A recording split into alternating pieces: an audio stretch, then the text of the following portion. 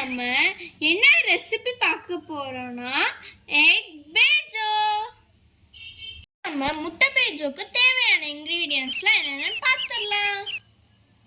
வெங்காயம், மிளகா, பூண்டு, எண்ணெய், புளி, லெமன் ஜூஸ், உப்பு. மெயினான இன்கிரீடியன்ட் மினி முட்டை. இப்போ நம்ம புளிய தண்ணி ஊற்றி ஊற வச்சுக்கலாம்.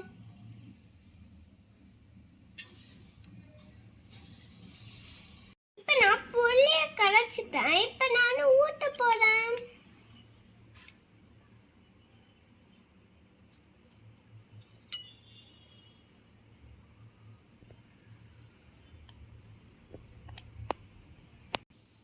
வடிகட்டி புளியை எடுத்தாச்சு. இப்போ நான் பூண்டு வெங்காயத்தையும் பொரிச்சு எடுத்துக்க போறேன். அதுக்காக நான் இப்போ ஒரு கடாய் வைக்க போறேன். இப்போ நான் இதுல எண்ணெயை ஊத்திக்க போறேன். எண்ணெய் நல்லா சூடாகட்டும். இதுல வெங்காயத்தை போட்டுட்டேன். இது நல்லா கோல்டன் ப்ரௌன் ஆகணும். இந்த மாதிரி ஸ்லோவா நீங்க இப்படி பண்ணணும். இது எப்படி நல்லா கோல்டன் ப்ரௌனா மாறிட்டு இருக்குன்னு. கோல்டன் ப்ரௌனா மொறுமொறுன்னு ஆயிடுச்சு. இப்போ நான் இங்க எடுத்து வச்சுக்க போறேன்.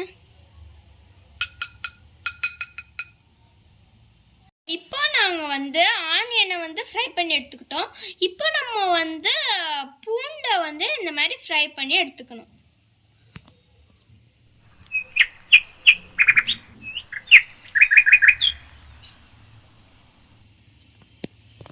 பூண்டும் நல்லா கோல்டன் ப்ரௌன் ஆயிடுச்சு. இப்போ நான் இதை ஒரு கிண்ணத்துல எடுத்து வச்சுக்கிறேன். இந்த எண்ணெயும் நம்மளுக்கு வேணும், அதையும் நான் எடுத்து வச்சுக்கிறேன். இப்போ நான் பூண்டையும் எடுத்து வச்சுக்கிட்டேன், அதோட எண்ணெயும் எடுத்து வச்சுட்டாச்சு. ஏன்னா நம்மளுக்கு அந்த எண்ணெயும் தேவை. இப்போ நம்ம சில்லி ஃப்ளேக்ஸ் பண்ண போகிறோம். அதுக்காக காஞ்ச மிளகாயை நம்ம வெறுமா ட்ரை ரோஸ்ட் பண்ண போகிறோம். இப்போ நான் இதை நல்லா வறுத்து எடுத்துக்க போகிறேன்.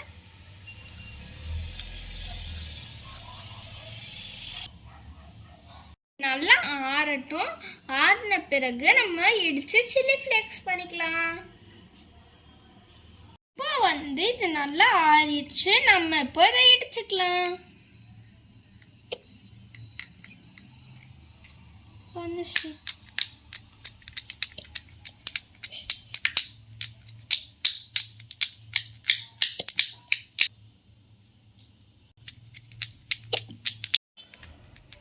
தம்பி நல்லா இடிச்சிட்டான். இப்போ நம்ம முட்டை பேஜோட மெயின் ப்ராசஸை பார்க்கலாம். நாங்கள் இப்போ எக் பேஜோ பண்ணுறதுக்கான எல்லாமே ரெடி பண்ணி வச்சுட்டோம். இங்கே பாருங்க, இந்த ஆனியன் எப்படி சவுண்டு கேட்குதுன்னு.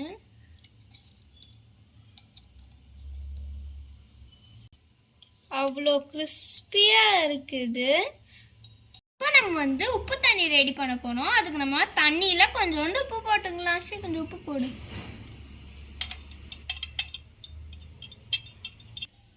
இப்போ நான் இதுக்கு தேவையானதெல்லாம் என்னன்னு சொல்கிறேன்.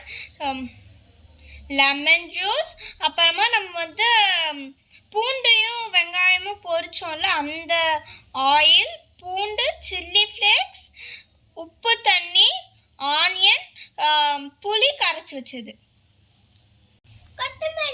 இப்போ நம்ம முட்டை பேஜோவை ஸ்டஃப் பண்ணிடலாம்.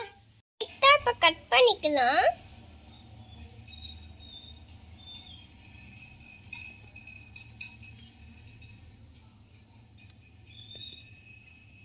இப்போ என்னோட தம்பி இதெல்லாம் வெட்டி கொடுத்துட்டான்.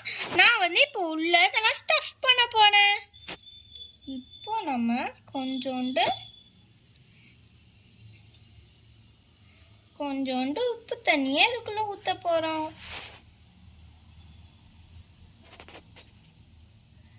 இதுக்கப்புறமா கொஞ்சோண்டு புளி தண்ணி எல்லாமே கொஞ்சமாக போடுங்க. கொஞ்சமாக ஆயில். இப்போ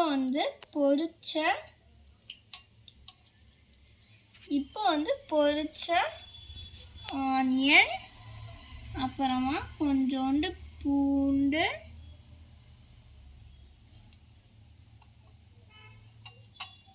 இதுக்கு அப்புறமா நம்ம கொஞ்சோண்டு இதில் லெமன் ஜூஸ் ஊற்றணும்.